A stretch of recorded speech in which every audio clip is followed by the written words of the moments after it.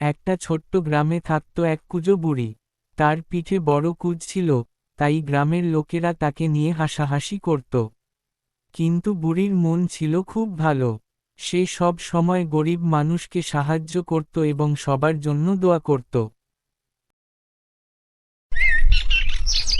একদিন কুঁজো বুড়ি খাবারের সন্ধানের জন্য সে জঙ্গলের পথ দিয়ে হাঁটতে হাঁটতে সে জঙ্গলে পৌঁছে যায়।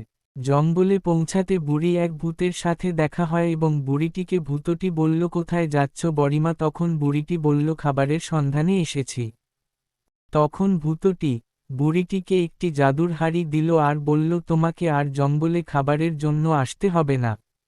এটাই তোমাকে সারা জীবন রান্না করে খাওয়াবে। অনেক ধন্যবাদ তোমাকে ভূত ভাই। ছুটে বাড়ি এলো।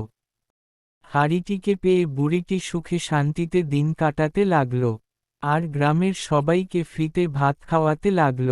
হ্যালো ছোট বন্ধুরা, ভিডিওটি ভালো লাগলে অবশ্যই লাইক কমেন্ট শেয়ার করে দিবা। আর পরবর্তী পর্বের জন্য চ্যানেলটি সাবস্ক্রাইব করে রাখবা।